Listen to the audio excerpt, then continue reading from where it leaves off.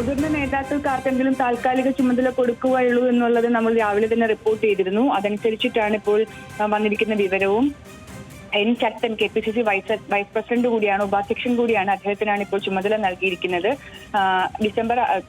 August ആദ്യവാരത്തോടുകൂടി പുതിയ പട്ടിക പ്രഖ്യാപിക്കുമ്പോൾ പുതിയ DCC അധ്യക്ഷൻ വരട്ടെ എന്നുള്ളതാണ്. അതുവരെ പാർട്ടിയിൽ ഉണ്ടായേക്കാവുന്ന തർക്കങ്ങൾ, DCCയിൽ ഉണ്ടായേക്കാവുന്ന പ്രശ്നങ്ങൾ, നേതാക്കൾക്കിടയിലുള്ള അസ്വാരസ്യങ്ങൾ ഇത് പരിഹരിക്കുക കൂടിയാണ് എൻ ശക്തന്റെ നിലവിലെ ചുമതല. DCCക്ക് നാഥനില്ലാ കളരി എന്നുള്ളൊരു പേരുദോഷം കൂടി കേൾക്കരുത് എന്ന നേതൃത്വത്തിന് നിർബന്ധമുണ്ടായിരുന്നു. അതുകൊണ്ട് കൂടിയാണ് ഇപ്പോൾ രാവിലെ തന്നെ തീരുമാനം വന്നത്. ഇന്നലെ രാത്രി തന്നെ മുതിർന്ന മറ്റ് നേതാക്കളുമായി സണ്ണി ജോസഫ് MLA ആശയവിനിമയം നടത്തിയിരുന്നു. എല്ലാവരുടെയും കൂടി അഭിപ്രായം കണക്കിലെടുത്താണ് മുതിർന്ന നേതാവ് കൂടിയായ എൻ ശക്തന്, തിരുവനന്തപുരം ജില്ലയിലെ തന്നെ നേതാവാണ്, മുൻ സ്പീക്കറായിരുന്നു, അപ്പോൾ അദ്ദേഹത്തിന് സ്ഥാനം കൊടുത്തുകൊണ്ട് ഇപ്പോൾ ചുമതല കൈമാറിക്കൊണ്ട് ഔദ്യോഗികമായ വാർത്താക്കുറിപ്പ് ഇറക്കിയിരിക്കുന്നത്. എന്തായാലും എൻ ശക്തന് മുന്നിലും കടമ്പകൾ ഏറെയാണ്. ഇപ്പോൾ പാർട്ടിക്കുള്ളിൽ ഉണ്ടായിരിക്കുന്ന പ്രശ്നങ്ങൾക്ക് താൽക്കാലിക പരിഹാരം. മുൻ MLA ആണ്, മുൻ സ്പീക്കറാണ്. അപ്പോ ഈ നേരത്തെ പ്രവീണ തന്നെ പറഞ്ഞതനുസരിച്ചാണെങ്കിൽ ഇപ്പോൾ തിരുവനന്തപുരത്തെ DCC അധ്യക്ഷ സ്ഥാനത്തേക്ക് വരാൻ ഈ ആരും മുറവിളി കൂട്ടുകയോ അല്ലെങ്കിൽ ഈ അവകാശവാദം ഉന്നയിച്ച് വരികയോ ഒന്നും തന്നെ ചെയ്തില്ല. പക്ഷേ എങ്കിലും ശക്തന് മുന്നിൽ ഇനി കടമ്പകൾ ഏറെയല്ലേ? കാരണം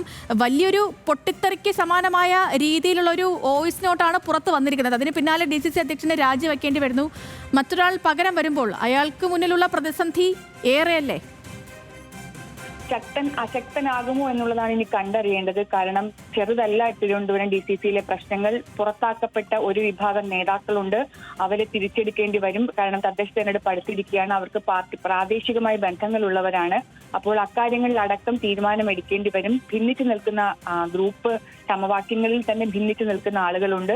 നേതാക്കൾക്കൊപ്പം ഇപ്പൊ ഗ്രൂപ്പില്ലെന്ന് പറയുമ്പോൾ നേതാക്കൾക്കൊപ്പം നിൽക്കുന്ന പലതരത്തിലുള്ള ആളുകളുണ്ട്. അവരെ എല്ലാവരെയും ഒരുമിപ്പിച്ച് കൊണ്ടുപോകേണ്ട സാഹചര്യം കൂടി ശക്തന് മുന്നിലുണ്ട്. അപ്പോൾ ശക്തൻ എത്രത്തോളം ശക്തനാണ് എന്ന് തെളിയിക്കേണ്ടത്, പാർട്ടിപരമായി തെളിയിക്കേണ്ടത് കൂടി ഇപ്പോൾ ശക്തന് മുന്നിലുള്ള വലിയ കടമ്പയായി മാറിയിരിക്കുകയാണ്.